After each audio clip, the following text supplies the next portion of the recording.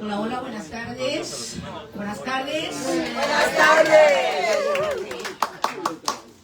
Bueno, cerramos esta temporada con, bueno, por ahí nos dijeron que era un cierre boricua, lo cual es cierto, ¿no? Tenemos a nuestro querido Carlos Canales, un aplauso para él, por favor.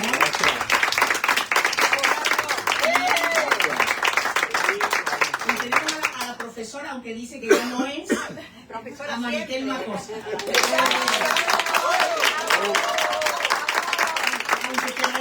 Aunque te reluce. Bueno, gracias por acompañarnos, gracias por estar aquí, gracias por haber estado todo el año, con excepción del verano, por supuesto que no estamos. Pero estamos muy agradecidas porque sin público pues no hay serie, ¿no? Sin público no hay presentaciones, así que les agradecemos mucho. Hoy, antes de venir para acá, recibimos un mensaje de nuestro querido Melvin Aguilar. Algunos de ustedes ya tienen idea de quién es Melvin Aguilar. Melvin Aguilar es poeta, es diseñador, es editor y es el webmaster quien nos lleva la revista. Doctor Tineo, ¿cómo está usted? La revista Entre Temas, revista digital. Entonces, Melvin nos quiere tanto que nos envió un videíto corto en el que resume de alguna forma las 2 temporadas que hemos tenido con palabra, imagen, escena. Entonces María, que está en las alturas, nos hará el favor de hacer la magia y de que el videíto aparezca, ¿okay? Y luego damos inicio ya a la presentación.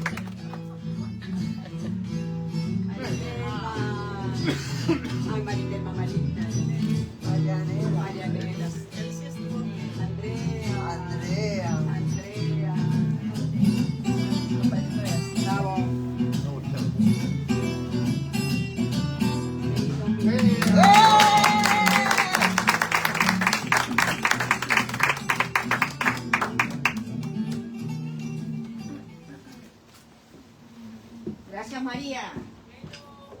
Gracias, María. María nos habla desde las alturas. Bueno, vamos a dar inicio entonces con un amigo a quien tuvimos el honor de conocer en la 18ª Feria del Libro Hispana Latina, que dirige... Estamos aprendiendo, ¿verdad? Esto, ¿no? Que dirige, por supuesto, nuestro querido doctor Tineo, que está aquí. Un aplauso para Tineo. Voy a leer una breve semblanza de nuestro querido Carlos Canales. Carlos Canales es de Puerto Rico. Digo tu año de nacimiento, ¿verdad? No pasa nada. No. 1955. ¿Okay? No lo parezco.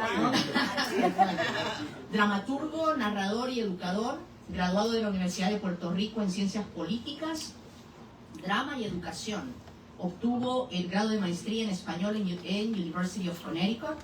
Ha estrenado más de 40 obras de teatro. Ha publicado más de 20 obras, entre ellas Mai, 2021, Antígona Barrio 2023 e Historia de mi barrio 2024. Ha publicado 2 libros de cuentos, Los hombres de los rostros tristes en 2015 y Faustín Azul y otros cuentos 2020, y la novela El pájaro rojo 2018. Ha recibido premios del Ateneo Puertorriqueño, Instituto de Cultura de Puerto Rico, Círculo de Críticos y el Pen Club, entre otros. Sus obras se han representado en Argentina, México, España, Inglaterra, Estados Unidos, Canadá, Venezuela, Costa Rica, República Dominicana y Perú. Algunas obras son texto en universidades europeas, norteamericanas y latinoamericanas. Así que que se desangren esas manos. Un aplauso para Carlos Fernández.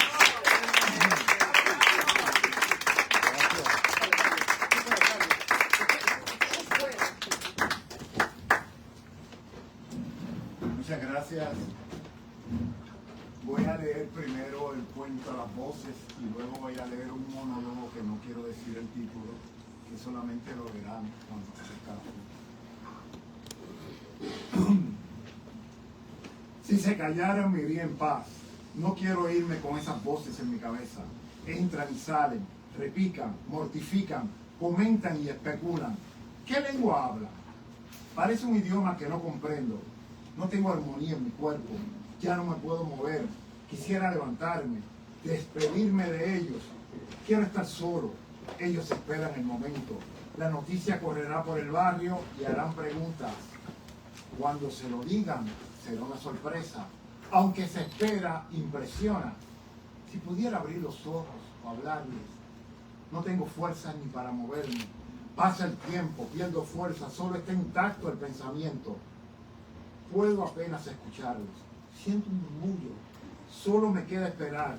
No puedo quejarme de la vida. Pasé hambre, cometí errores, viví en el extranjero, tuve un buen trabajo, hice una casa, me casé, perdí la casa cuando me divorcié, volví a mi país, me fui a Nueva York, volví a casarme, tenía un buen trabajo.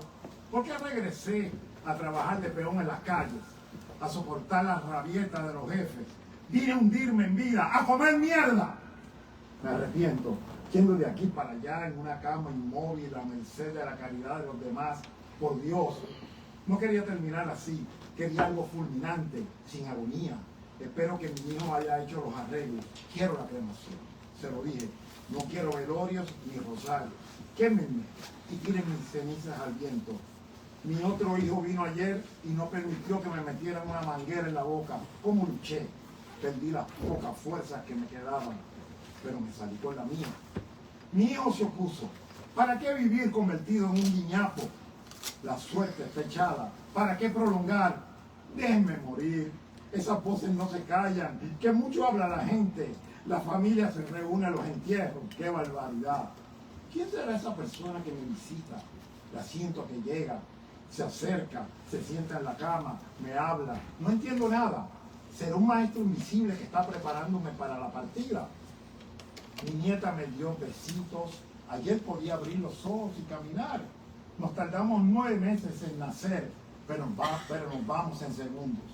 Voy cuesta abajo como Gardel. No puedo quedar. Llegué a los 80. Y a muchos caer, los acompañé hasta el último momento y ellos no me acompañarán. Como es la vida. Es un misterio. En este cuarto hay como 4 o 5 personas. Debe ser la familia. No hay despedida, no volveré, me voy y no volveré. Y si vuelvo no sabré quién fui. No recordaré mi vida anterior. Quiero irme. No quiero que sufran. Aceptan mi partida como la acepté yo. Mi tiempo se acaba. Pude hacer más. No es tiempo de lamentarse. Esas voces me molestan. Esas voces de la sala no son las del cuarto. Váyanse a su casa. Gracias por venir. Qué bueno que no los dejaron entrar. No lo soportaría. Esas voces son las voces de Gabriela que se quedan en su mente y escucha lo que habla y lo que piensa. Casi no puedo respirar. Me falta el aire. Se acerca el momento. ¿Cómo será? Espero que sea rápido y no sufra más mi cuerpo. Se sufre en la vida. Se sufre, sea rico o pobre, se sufre. Cuando me vaya, ¿se irá mi pensamiento conmigo? No sería justo que siguiera pensando. Sería un infierno el recuerdo. Recordar a la familia sería un infierno. Espero desaparecer. dejar de ser, ya viene en camino. Siento que se acerca, casi no puedo respirar. Quisiera hablar, contarles cómo es este momento, que hasta aquí me estoy yendo.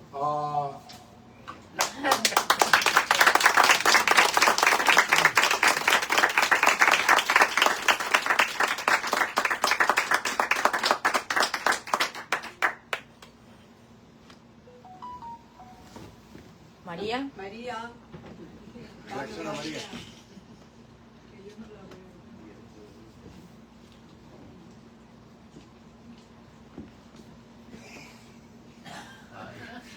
Por eso no quería decir el título.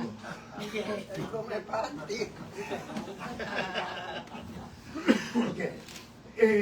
La versión que voy a leer aquí es una versión preparada para este instante. Esta pieza se estrenó el 28 de noviembre del 2023 en el Teatro América Vega Baja, Puerto Rico, y recibió 2 premios LATA Awards, perdone la redundancia, mejor dramaturgia de monólogo y mejor actor.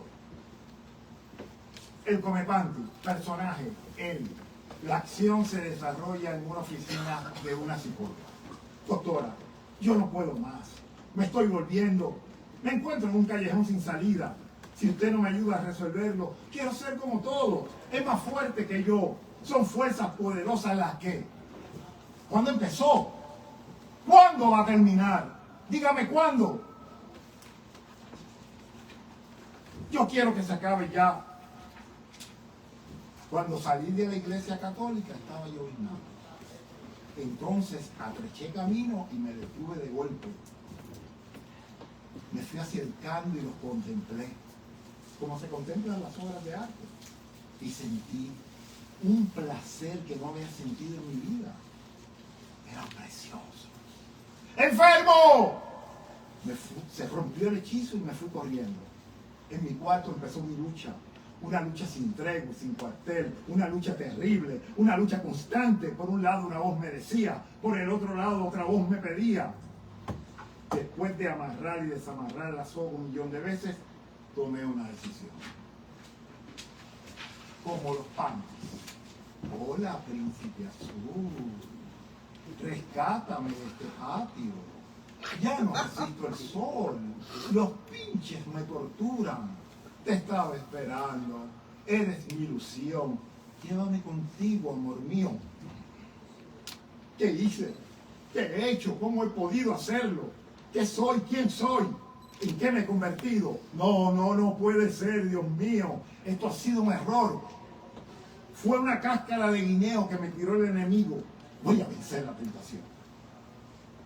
Volví a la iglesia. Piedad, piedad, Señor, si grandes son mis culpas, mayor es tu bondad. Todos los días iba a la iglesia, estaba firme, pero un día salí, me desvié del camino y sin darme cuenta me encontré con ellos en los cordeles, unos panties resplandecientes. Parecían lavados con ácido. Y vinieron los demonios a tentarme. Señor, aparta de mí este cáliz, pero hágase tu voluntad. Y desde ese día no he podido aguantarlo. Una mañana me levanté y llovía a cántaros. Maldita sea, odio las vaguadas, las tormentas y los huracanes. En la tarde salió el sol, para adelante otra vez. No soy un criminal. La prensa me está calumniando y difamando. En los periódicos soy titular de primera plana. Extra, extra, extra. Entérese de la última hazaña del terror de los patios. Extra, extra, extra. Entérese de las últimas andadas de la pesadilla de las mujeres. El terror de los patios. La pesadilla de las mujeres. En la radio me parodian. Supuestamente me entrevistaron y me preguntaron, ¿por qué se los comen? Y según ellos respondí, me los como porque me quitaron el manteño. Yo soy un trabajador, trabajo los lunes y nunca he llegado tarde. En la televisión se ríen y se mofan de mí. ¿Cómo detesto esa muñeca espantosa y ese niño travieso? ¡Qué bochinche! Tomás, y tíralo al medio. Al medio voy a tirar a ustedes cuando me los encuentre en la calle. Los meteré en cintura y terminarán en centro médico. Paren las mentiras y las calumnias. Don't push it. En las guaguas públicas, la gente lee el periódico, comenta, es un degenerado. No tiene principios ni valores. Lo más seguro no cree en Dios. El enemigo lo maneja como una marioneta, un muerto de hambre, un esmayado, un pobre infeliz. Eso fue que la madre no le dio la teta. Por eso yo le digo a mi hija, dale la teta a tu hijo y quítasela a tu marido. Yo estoy en un estado de nervio que mejor no le cuento. A mí me subieron la dosis del medicamento. Yo no me atrevo a salir al patio. Cada vez que escucho un ruido en los alrededores, salgo con mi escopeta recortada. Yo con mi Magnum 357, yo con mi M16, yo con mi ametralladora Uzi y yo con mi Uzi.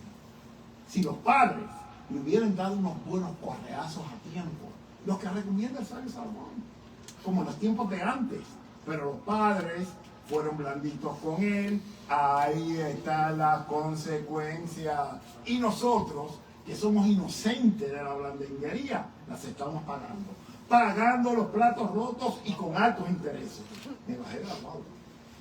Doctora, me han puesto un apodo. Yo no soy un comepanti, yo soy un ser humano, como los demás, con virtudes y defectos. ¡Comepanti! ¡Chuma! ¡Enredadero! ¡Bochinchero! ¡Parcelero! Ya me gustaría verlos ustedes en mis zapatos.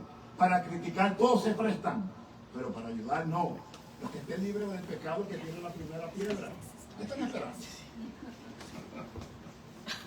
Ayer llegué a mi casa, mi esposa me recibió en la puerta, me besó y me llevó a la mesa. Como la esposa. No veo la hora en que atrapemos a ese comepan. De esta noche no pasa que lo atrapemos. Cuando la agarremos le vamos a dar una pela para que aprenda a respetar y para que deje la poca vergüenza, porque eso es lo que tiene y no lo que vociferan los psiquiatras en la radio y en la televisión. ¿Cómo psiquiatra? De acuerdo con las últimas informaciones difundidas en los medios, ese hombre tiene un conflicto con su madre, definitivamente, y con su padre, que posiblemente lo crió con mano férrea y no le permitía expresarse con libertad.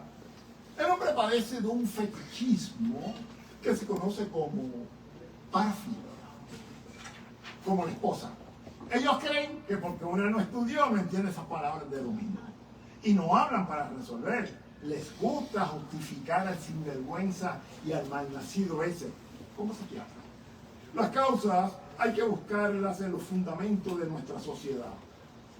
Lo que nos falta como sociedad, como familia, como pueblo, es amor, es sentir compasión por el otro. Como la esposa, esta noche lo vamos a poner en el cadalso, como está la violencia en este país. Doctora, después nos sentamos a ver televisión, como la mujer entrevistada. Ese hombre discrimina contra mí. He invertido una fortuna comprando pan, Victoria's Secret y dicha. Y me los pongo en el tendedero y el hombre no me los está robando. En cambio, a mis vecinas que compran panties de 99 centavos y me salvé, no la tregua. ¿Por qué me discrimina? ¿Por qué nos roba mis panties? Es una injusticia. Doctora, lo que yo vivo no se lo deseo a nadie, ni a mi peor enemigo. Ayer me observé en el espejo. Ay, Dios mío, apiádate de mí, libérame de esto, destrúyeme, mátame. Ya no me conformo con los que están en los corredores. Me meto en las casas, me introduzco en las tiendas exclusivas de plaza. Soy tan discreto que las cámaras de seguridad se hacen de la vista larga. Ni para allá voy a mirar, dicen. También vigilo la calle. Levante la vida. Doctora, si usted viera cómo las mujeres se aferran a la vida. Me he convertido en un criminal. Soy el más buscado. Mi retrato hablado está pegado en todos los postes del país. Le han puesto precio a mi cabeza. $1 millón. No estamos en el viejo oeste. No soy Clint Eastwood. Imagínense que me arresten. Mi foto en la primera plana de todos los periódicos. Miren quién está ahí. El líder cívico. Dios mío, Virgen Santa y mi madre. ¡Qué desprestigio! Inmortalizado en los noticiarios de televisión. Señoras y señores, arrestan al Comepanti. El país está patas arriba. No quiero ser famoso. No quiero ser Leonardo DiCaprio. No lo soportaría. No quiero terminar en la prisión. Como guardia de seguridad. Leo tiene una visita. Mi amor, ¿cómo están los niños? Nos condenaste a vivir en el infierno.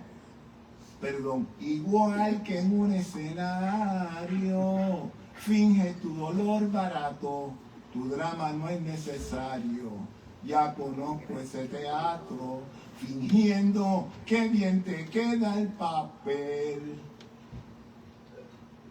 Me estoy acobardando y lo he notado.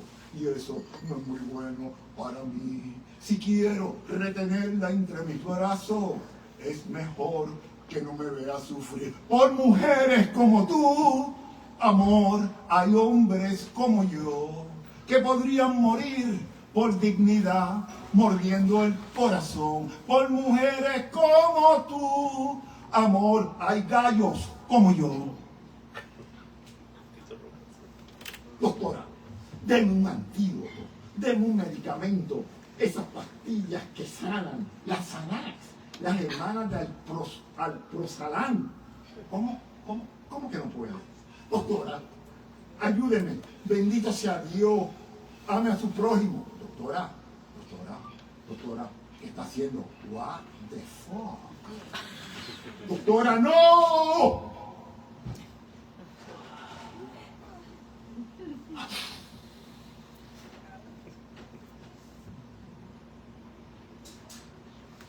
Fin de todo mal. Gracias.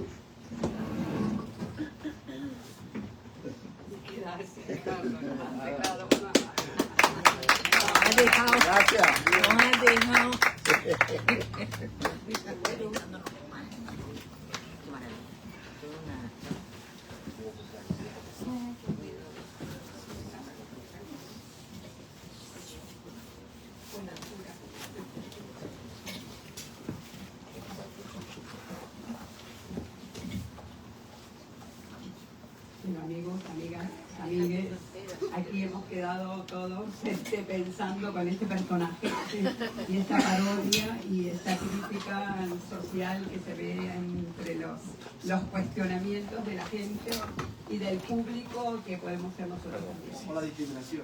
Bueno, entonces también. Bueno, y también estos personajes que se encargan, como la Comay, ¿no? Sí. Que se encargan de vituperar a todo el mundo, ¿no? Es increíble, sí. Bueno, preguntas, comentarios del público. No todos a la vez. El actor dramaturgo. ¿No? Yo tengo una Acá. pregunta. Sí, adelante. Antes ha comentado que había adaptado el texto para aquí. ¿En qué sentido? ¿Es simplemente más corto? Ok, el texto original, muchas de las narraciones que él está haciendo se muestran. ¿Ves? Entonces yo tuve que adaptarlo porque si leía las acotaciones estuviéramos ahí todavía, porque son muy extensas, son las acotaciones del director. Se veía una parte donde él aprobaba muchos panties y los echaba dentro de una bolsa y después decía Merry Christmas to all. Cuando, un sinnúmero de acciones, cuando la agarran, un sinnúmero de acciones teatrales que son innecesarias hacerla aquí porque es una lectura. Entonces yo lo adapté a lo que yo le llamo terapia de alcoba, donde él supuestamente está con una psiquiatra hablando de su problema. Esa es la diferencia. Muchas gracias. De Es nada. increíble. Carlos, ¿De dónde se te dispara este personaje? O sea, La primera vez que yo me enfrenté con el Comepanti tenía 9 años. Llegaba a mi escuela de tercer grado y habían unos panties colgados en la verja de la escuela, cortados. Ya ustedes saben donde al Comepanti le gusta. Se lo comenté a mi familia y mi familia me dijo que el Comepanti existía y vivía en el barrio. Yo seguí dándole vuelta a ese personaje. Estoy hablando, después Sunshine Logroño trajo ese personaje e hizo lo que le llaman una sopa de panty, que trajo muchos problemas en la televisión en Puerto Rico. Pero no sé en qué momento... Ah, ya sé. Yo, después que me gradué de UConn, escribí un sinnúmero de obras y empecé a visitar los museos y escribí unas obras basadas en pinturas.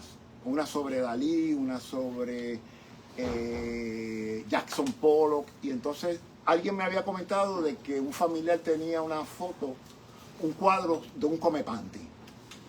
Y entonces ahí yo comencé a pensar bien la pieza, pero yo no resolví la pieza hasta que la puse con el psiquiatra. De lo contrario, la pieza no me hubiese funcionado, porque entonces el personaje juega entre el humor y el drama. Carlos, una pregunta. ¿Y cómo manejas tú? Carlos, si quieres te vas a ir para Sí, me voy allá.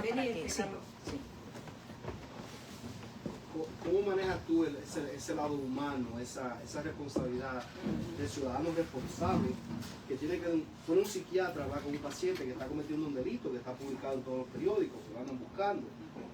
¿Cómo tú resuelves ese conflicto de no revelar o decir, cómo yo manejo esto de una forma que el psiquiatra mantenga la integridad de la profesión y que también mantenga la privacidad del paciente? Porque yo entiendo que cuando hay un delito es una obligación del profesional de reportarlo. Pero que fuera a cárcel a la demás. Vamos a dejarlo a él que nos La obra tiene un juego. ¿Cómo tú decides? Ajá. ¿Cómo tú decides deshacerte de esto para que progrese el monólogo, la obra? Bueno, mira, yo no te puedo explicar eso tan fácil. Lo que sí te puedo decir es que el psiquiatra es el público. ¿Comprende? Entonces hay un juego dramático donde finalmente alguien me preguntó a mí que por qué la doctora se quita el panty y se lo da. ¿Right? Es un juego, pero él le hizo así. Y ya ella lo había visto apuntando. ¿Ves? Entonces, yo lo que traigo es el problema nada más. Cómo nosotros podemos condenar, ¿no? a un ser humano que tiene una grave enfermedad, que no puede lidiar con ella. Entonces eso que tú me preguntas queda trasladado al espectador.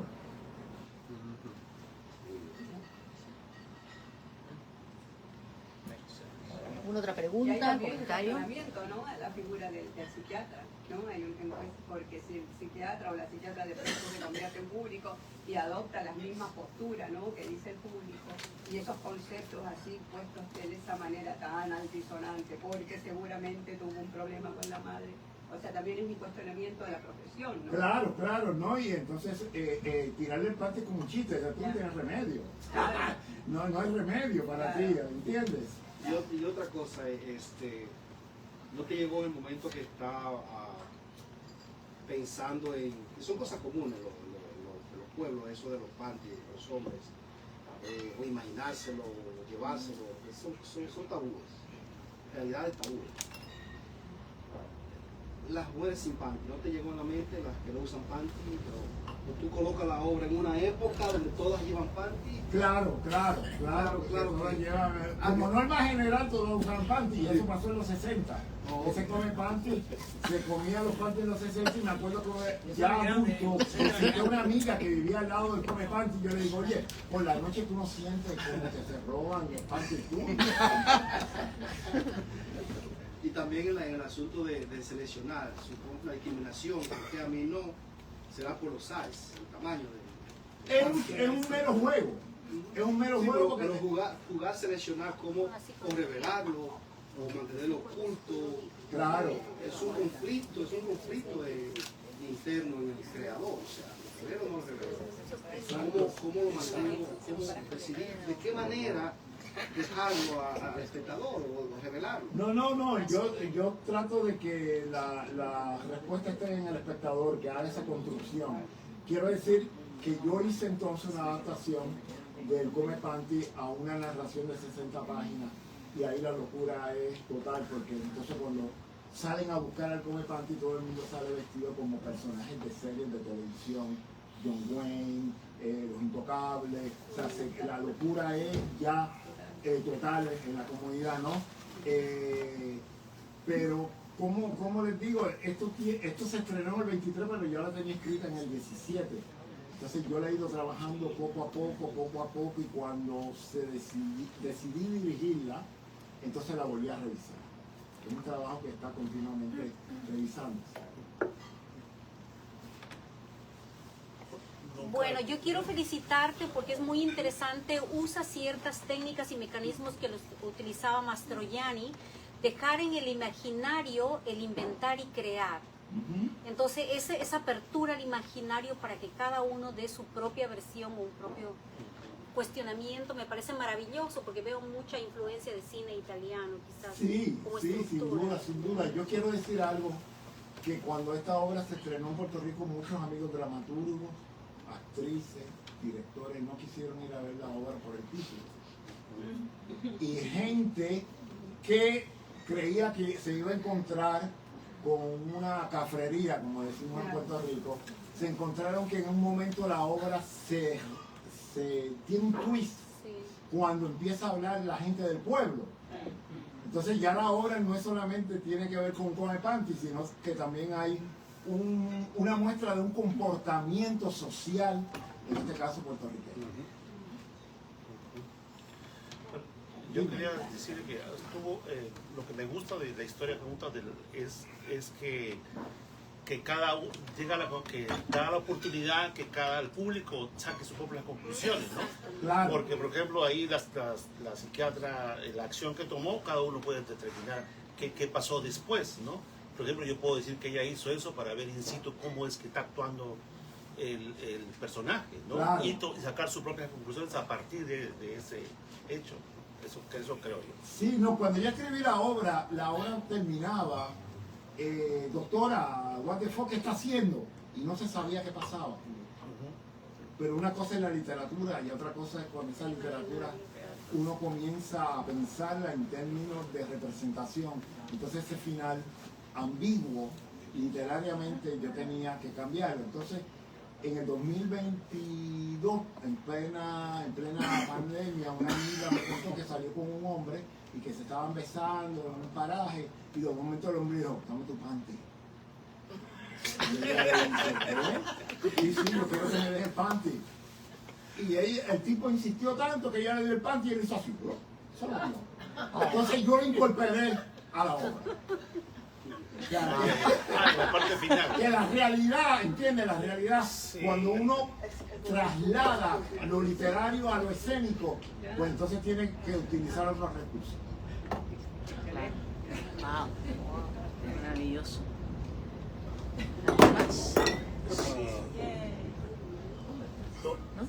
Don Carlos. Oh, acá en Galán. Sí, a mí me gustaría que usted volviera al primer monólogo. El primer monólogo. Sí, que tiene que ver con el tema de la muerte. Y esa sí. El origen de ese monólogo, ¿cuál El fue? origen de ese monólogo es la agonía de mi padre. Es la agonía de mi padre que un lunes estaba caminando, hablando y ya el martes estaba en coma y se murió. Entonces yo me puse en esa perspectiva del monólogo interior, ¿no? Influencia de Joyce, Faulkner, todo lo que ya ustedes saben, Samuel Beckett. Entonces quise traer ese momento porque mi padre debió pensar muchas cosas antes de morir. Y entonces lo escribí en un momento. Lo escribí originalmente para el libro Faustín Azul y otros cuentos. Quiero decir que Faustín Azul es mi segunda hija, que no conoció a su familia de padre. Entonces yo escribí un sinnúmero de cuentos para que cuando ella creciera pudiera leerlo, y ahí yo incluí el cuento de las voces, que es sobre su abuelo de padre. Porque a mí me sonó el texto como una especie de epitafio. Como un epitafio, que es algo que a mí me atrae inocente y maliciosamente, porque devela un mundo.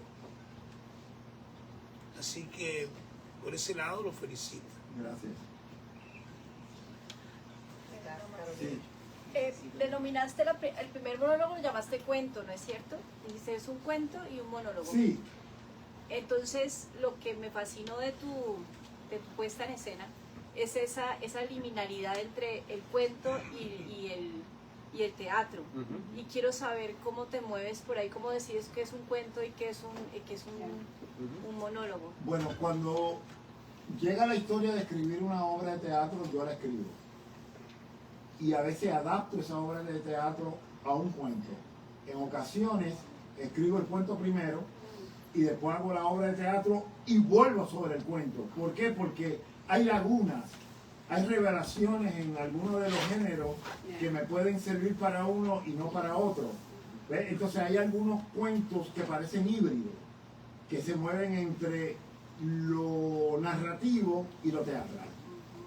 Pero, como te digo, es algo incidental, ¿no? Como, es algo que digo, debo escribir algo más sobre esto y exploro. Y te quiero traer un ejemplo, mi monólogo María de Rosario, que es sobre las locuras de mi madre, que lo escribí en el 84 y lo estrené en el 85. He tratado desde esa época escribirla en diálogo y no puedo.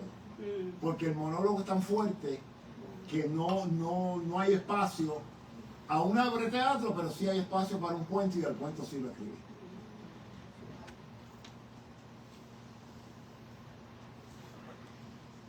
Bueno, gracias. Muchas gracias.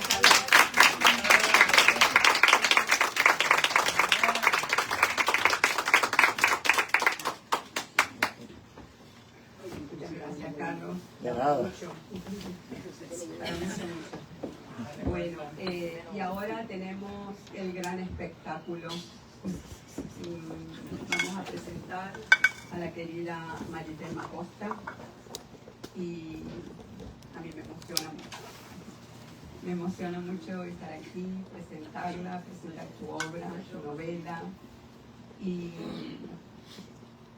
bueno, me une una relación muy afectiva de hace muchos años, cuando Maritelma me invitaba a sus clases aún de un trabajo que estaba en progreso. Gracias, Maritelma, lo quería decir públicamente.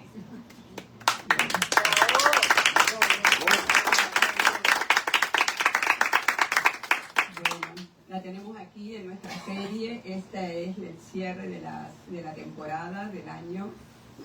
La tenemos por segunda vez presentando su novela, que es espectacular.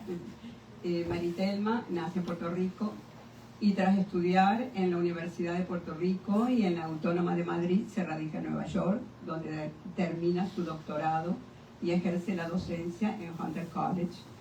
Ha publicado 3 poemarios, media docena de libros sobre literatura medieval, española, contemporánea puertorriqueña, 3 libros de entrevistas, múltiples ensayos, artículos, relatos, la novela Era el fin del mundo, y bueno, una tremenda obra. Yo he seguido todo tu trabajo y es extraordinario, Maritelma. Su segunda novela, que comenzó como un cuento, se titula La bendición de Rosalía, que hoy vamos a presentar un fragmento. En el prólogo de su tercer poemario, José Olivio Jiménez, el gran José Olivio, la define como una poeta viajera. Sin embargo, se inició con una poesía intimista y hoy cultiva crónicas poéticas sobre lo que acaece alrededor de Greenwich Village, donde vive desde 1978. En cierto sentido sigue siendo un viaje, pero por su barrio. Sus poemas más recientes se reúnen en Días de Jazmín, aún inédito, una amplia colección donde se combinan las crónicas poéticas con los poemas que ha ido pergeñando a lo largo de sus viajes. Maritelma también cultiva el cuento y cultiva plantas y flores. En el metro y otras historias se aglutinan 26 relatos de corte fantástico. Su traducción al inglés se halla en proceso de revisión a fin de que el libro salga en ambas lenguas. Por otro lado, su primera novela era El fin del mundo, ubicada en una isla imaginaria del Caribe, trata sobre el cambio climático. Me acuerdo de esa. Sí. Fue en Barça, ¿no? Sí. Como desde hace años, Maritelma prefiere presentar su poesía y narraciones a través de performances. Hoy veremos lo que le sucede a Rosalía en su viaje por la laguna, donde se abuela el tiempo, cuando se encuentra con la barca donde viaja su ídolo, Carlos Gardel. Bueno, y aquí los dejo las letras.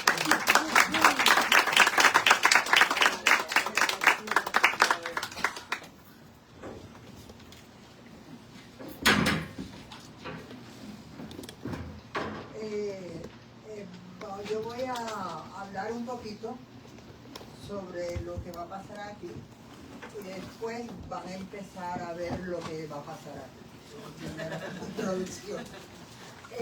Lo primero que quiero es darle las gracias por y la bienvenida a este viaje por la Laguna Estigia con mi bisabuela Rosalía, con Juana M. Ramos, Margarita Drago, Carmen Ferreira y Pablo García Gámez.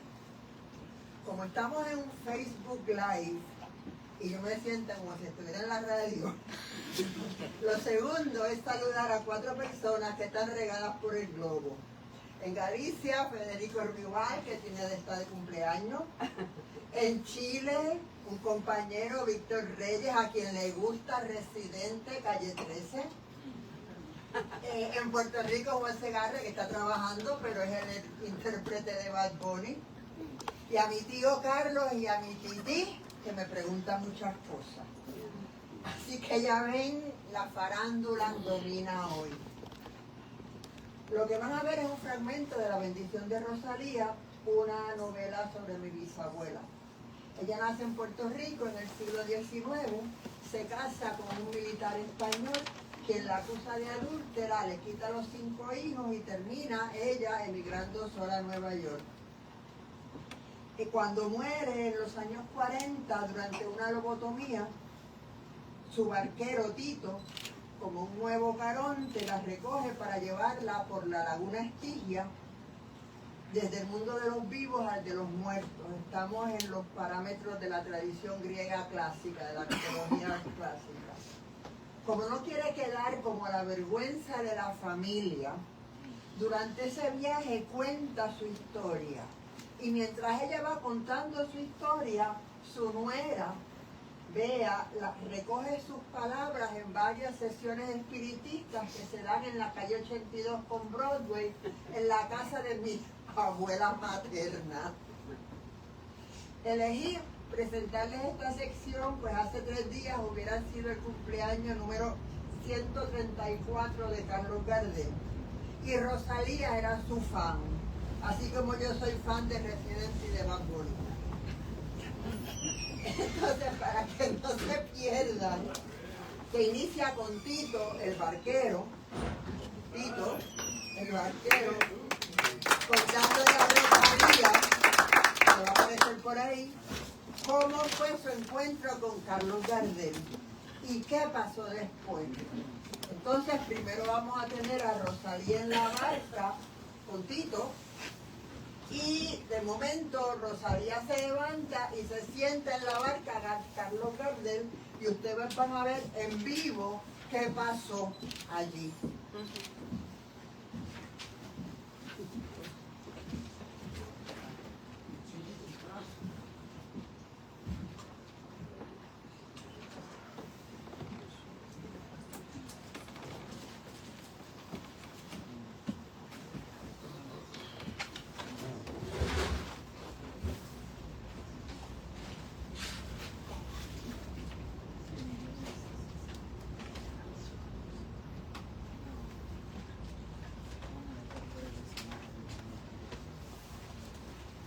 Apagón.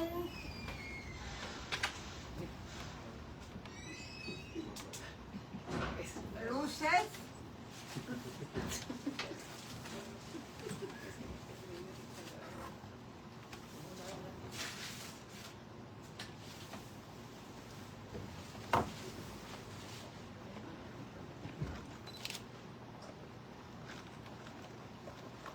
Sí, Tito. Rosalía. De momento, Tito detuvo la barca.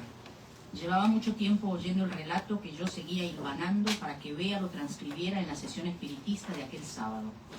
Con su silencio intentaba darme cuerda, es decir, ayudarme a que terminara de contar mi vida y más liviana pudiera desembarcar en la otra orilla. Metió los remos, echó el ancla y me espetó. Con que conoces al zorzal criollo. Eso sí que es una sorpresa. Pues claro, ¿quién no? Era tan buen mozo, tan elegante. Soñaba con él, imaginaba que me cantaba al oído. Se supone que no divulguemos a quienes hemos llevado, pero como este viaje se está prolongando tanto y me parece que eres discreta, voy a hacer una excepción. Yo mismo transporté a Carlos Gardel después del accidente. No me lo podía creer. Estaba sentada en el mismo banco donde estuvo mi Carlitos. La coincidencia me daba ganas de reír, de llorar, quería saltar, abrazar a Tito. Al verme tan excitada, me pidió que me controlara. A cambio, me contaría el viaje. Aunque seguía temblando de emoción, respiré hondo y me relajé un poco. Lo recogí como te recogí a ti, pero fue difícil convencerlo de que se montara, porque su cuerpo quedó carbonizado tras el accidente. No se quería mover, intentaba cantar y no le salía la voz. Parecía un gorrión herido. Me dio mucha lástima. Las víctimas de accidentes aéreos eran entonces una novedad. Esperé mientras alrededor de nosotros miles y miles de almas se subían en sus barcas. A veces él levantaba la vista para mirar el panorama y se iba dando cuenta de que no tenía opciones. Yo le sonreía, haciendo un gesto con la mano para que se montara. Poco más podía hacer.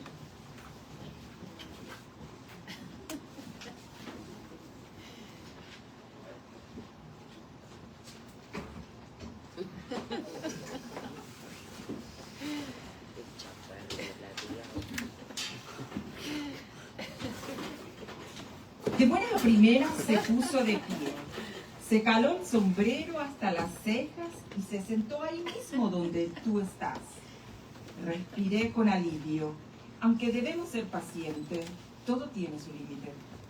Al principio iba en silencio mientras yo remaba tranquilo. Esperaba que después del difícil inicio no surgieran más contratiempos. Pero nos alcanzó Carlota con 3 docenas de pasajeras. Estaba estrenando una barca última generación y tenía un recado urgente para mí. Al ver a Gardel, aquellas mujeres se emocionaron tanto que la barca se volcó y cayeron al agua. Muchas no sabían nadar, chapoteaban, daban gritos. Nunca había visto un barullo como aquel en la laguna Estigia. Claro, no sabían que aquí nadie se ahoga. Para evitar el alboroto, entre Carlota y yo las ayudamos a que se montaran de nuevo. Al terminar, mi amiga alzó las cejas con una cara de fastidio y con aquel gesto lo dijo todo. El recado no me lo dio, pero dijo: prepárate que por ahí vienen Pablillo, José con doña Berta y también Tito.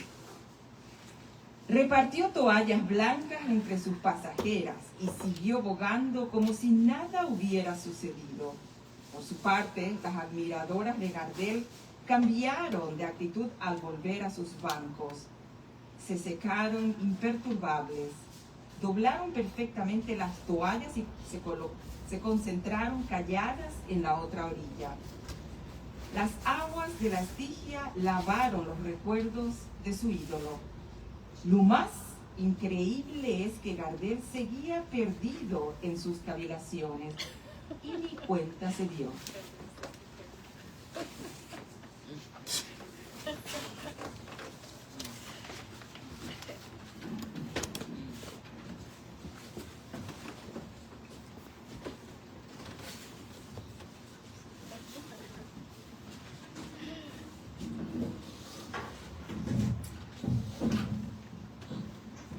Cuando Carlota y sus pasajeros desaparecieron, se nos acercó otro bote, el de Pablillo. Llevaba un profesor delgado muy elegante, quien iba sereno como un Buda. Era evidente que comprendía su situación. Pablillo quería comentar el accidente de Carlota e inspeccionar la causa del alboroto. Aquellas reacciones tan explosivas nunca se daban en la laguna. Cuando su barca estuvo lo suficientemente cerca para vernos a través de la niebla, su pasajero Isaías exclamó: Pero si es don Carlos, qué gusto verlo. Entonces Gardel reaccionó. Pablillo, quien lo reconoció desde lejos, se colocó a sotavento y nos presentó.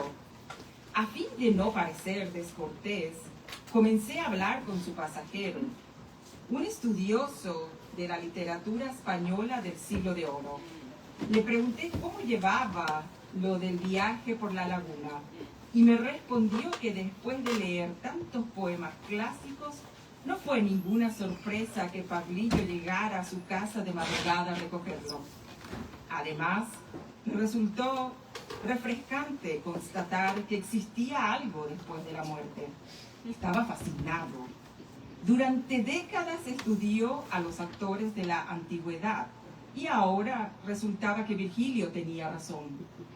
Claro, Virgilio es eterno, pensé. Cuando mencionó al autor de la Eneida, Gardel dejó de fijarse en Pablillo y se concentró en lo que decía su pasajero, quien contaba irónico que un antepasado suyo, con el que compartía el nombre, se convirtió al cristianismo y llegó a ser un varón, el varón Isaías. Vivía en Aragón. Mi abuela mantuvo su fe y emigró a Buenos Aires. Pertenecía a la rama más pobre de la familia, la que venía de las estepas de Hungría. Necesitamos un micrófono.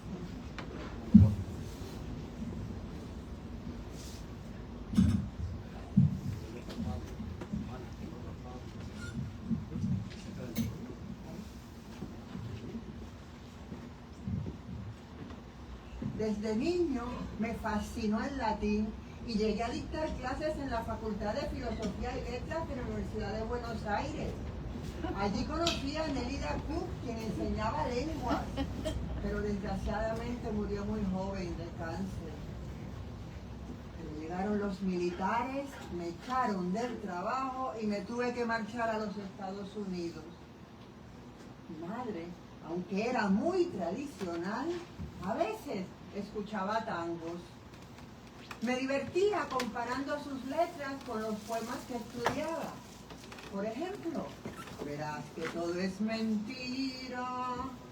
Siempre me recordó a Quevedo. Lo interrumpí. ¿A qué poema se refiere don Isaías? A mí me encanta la poesía de Quevedo. ¿Conoce el que le escribió al soldado a quien el rey le ordenó que fuera de vientre frente a su ventana? Caga, insensato, porque así lo manda el rey. Pero te pongo por ley que si te meas, te mato. Tontito, eso no lo escribió Quevedo. Es uno de los cuentos que se le atribuyen. Me refería al soneto sobre la fragilidad de la vida. ¿Qué otra cosa es verdad sino pobreza en esta vida frágil liviana? Los dos embustes de la vida humana, y que la cuna son honra y riqueza. Ahí también está el tópico de la vanidad de las vanidades, pero no quiero aburrirlos con esta charleta. Mi canción favorita está en el film Cuesta Abajo.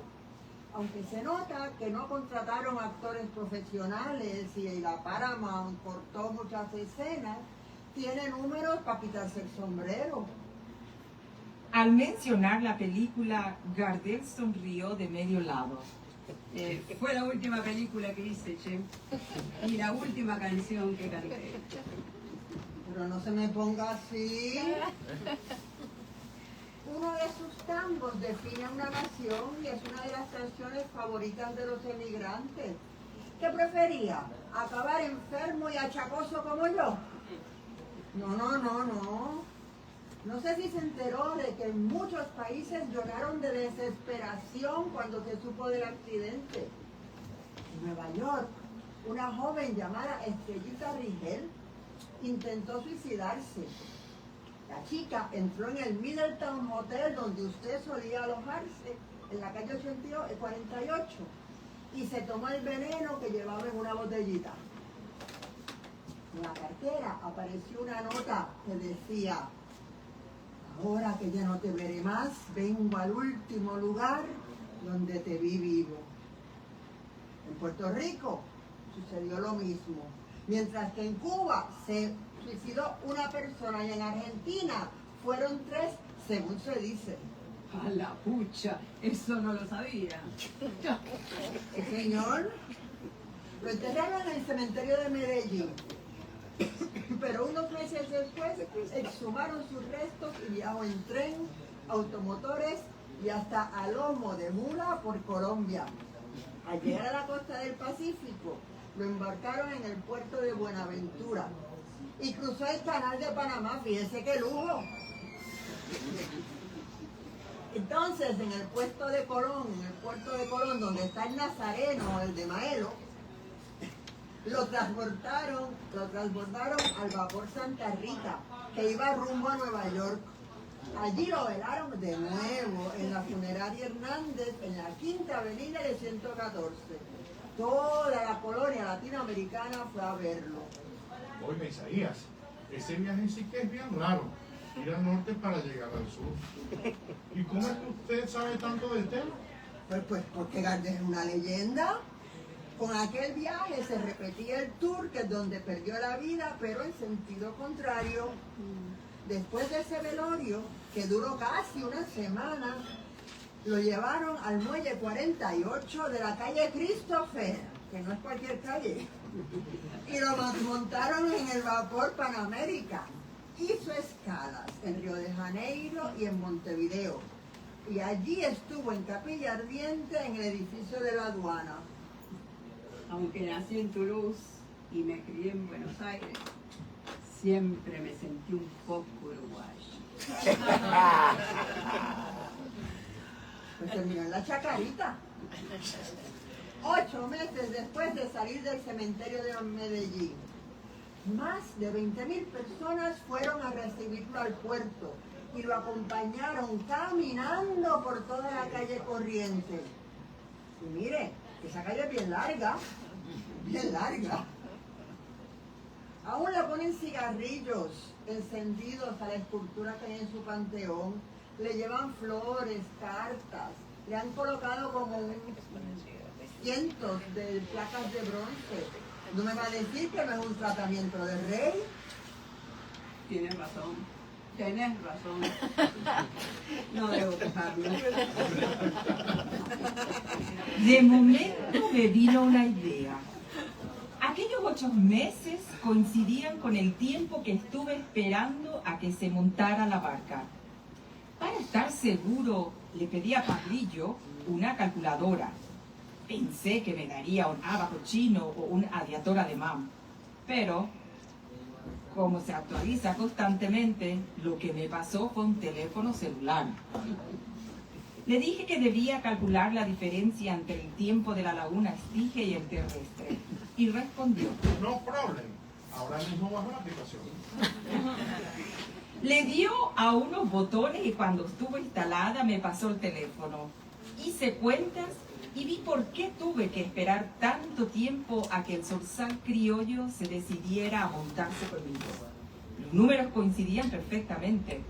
Mi pasajero le dijo entonces a Isaías: ¿te acuerdas de los temas de la película? Es que tengo vacíos en la memoria. Me parece que tiene que ver con el accidente. Claro, claro. El favorito de mi mamá, mi Buenos Aires querido.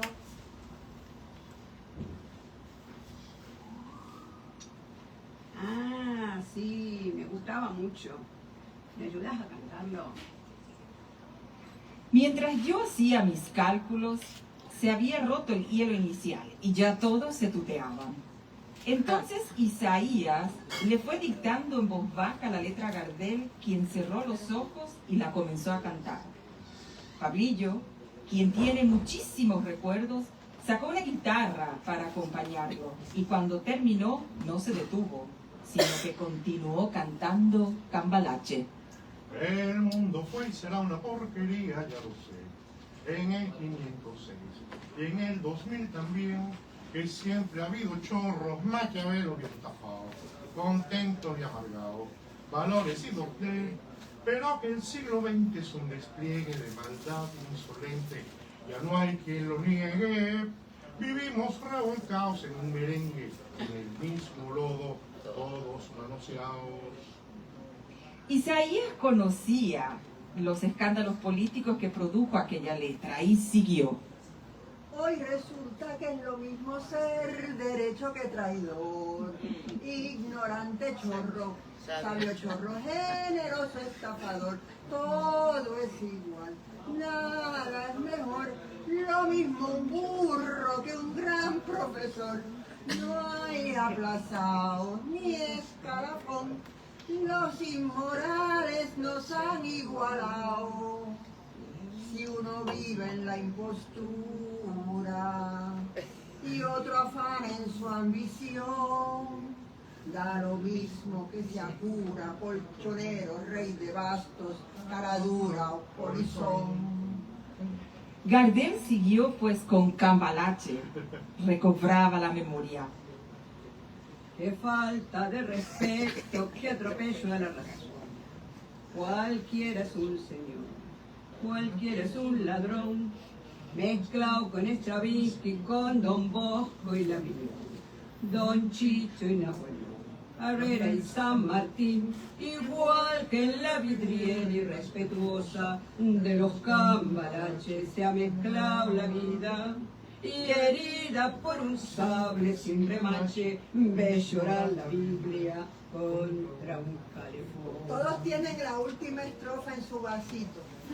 Necesitamos vinos ahora. Si nos pueden ayudar a servir los vinos. No, primero cantamos y después el vino. Eso lo dijo Tito. Si no desafinan. 1, 2, 3. Al final terminamos a coro. Siglo XX, El Cambalache, problemático y febril. El que no llora no mama y el que no afana es humil. Dale nomás, dale que va, que allá en el horno lo vamos a encontrar.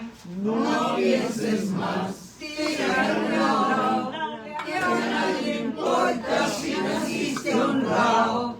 Si es lo mismo el que labura, noche y día como un buey, que el que vive de las minas, que el que mata o el que cura, o está fuera de la ley.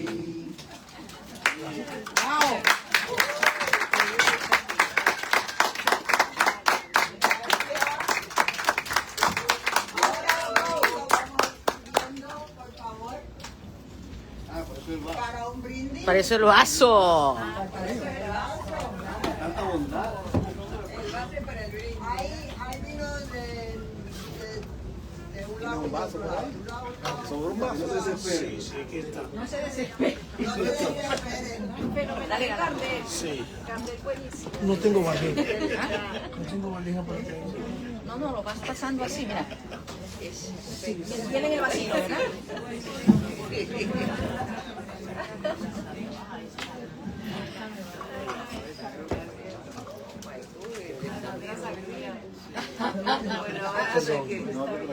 Laurita, vamos a tener que llevar a casa. Yo no sé qué dirá el público. La brasileña del karaoke. Pero cuando todos tengan vinito, vamos a hacer un vino. Todavía falta ahí el Bueno, el que hay uno más 5. Es que ese es auténtico. ¿Tiene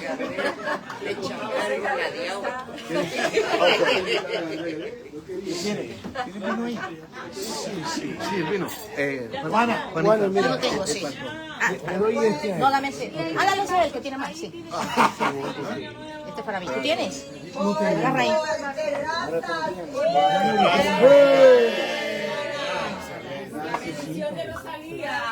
Por Gardel. ¿No quiere? ¿No quiere? ¿No? ¡Salud! ¡Salud! Rosalía, vete para acá. Rosalía, vení acá. Siempre salgo con una botella en la mano. ¿Por qué será? Dirán. Y de vino, de vino. Si puede la luz para poder... María, por favor. María, Si no sales... Pero Gardel tiene que ponerse el champán. Pero no. Salud.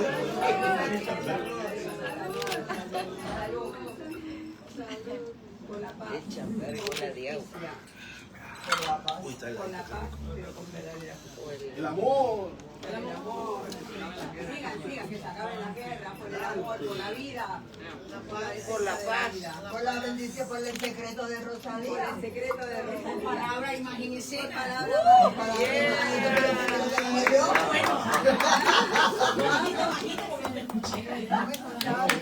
Pablo, Juana, Isaías. ¿Recuerdan a Isaías? ¿Quiénes lo conocieron? ¿Recuerdan a Isaías? Lerner. Sí. Y a José Olivio. ¿Recuerdan a José Olivio?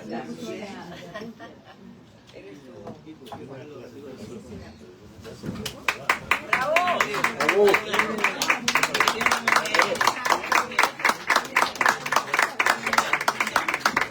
Y algo muy interesante que te dijo Carolina.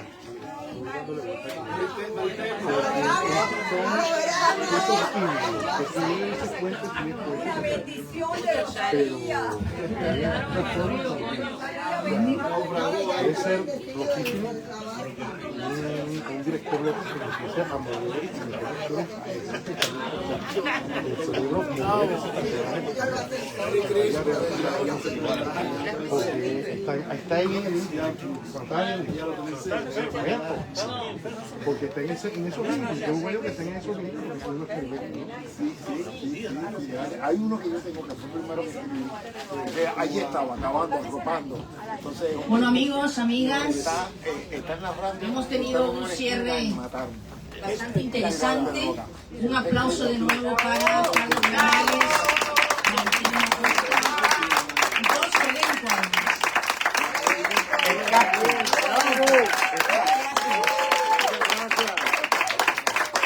Queremos también agradecer principalmente a Freddy por el espacio. Porque Freddy ha sido muy generoso de ofrecernos el espacio acá en Terraza y bueno, y somos felices aquí en Terraza, ¿no? Tenemos ya muchísimos años de conocer este espacio y este espacio se ha salvado, ¿no? Y eso es muy importante, de los últimos enclaves que van quedando donde podemos hacer comunidad, donde podemos hacer comunidad en español, ¿no? Entonces eso es importante. Quiero agradecer también a Melvin Aguilar de nuevo porque él es el que nos hace los volantes. Melvin, sí. También quiero agradecer a María que está en las alturas. María.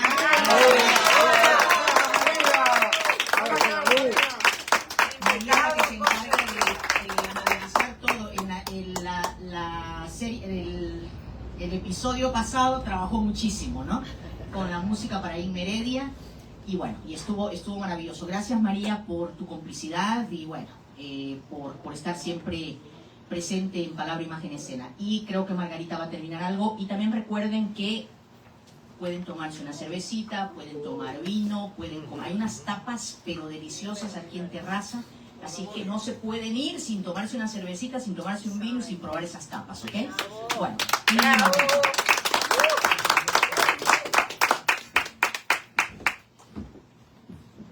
Bueno, yo estoy muy feliz con este cierre espectacular. Homenaje a Gardel, homenaje a Rosalía y a todos los compañeros y compañeras que han pasado por esta serie. Muy, muy agradecidos a este público maravilloso que siempre nos acompaña. Gracias, gracias por estar y nos vemos pronto. En enero volvemos, O sea, hemos sostenido esta serie gracias a ustedes. Y además queremos darle las gracias a Fausto Rodríguez, que es nuestro sponsor. Nuestro sponsor.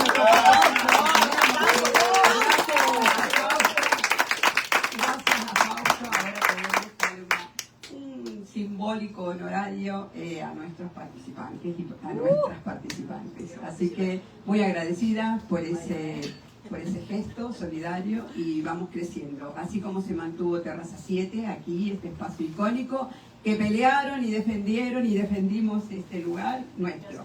Esta es nuestra casa. Volvemos en enero.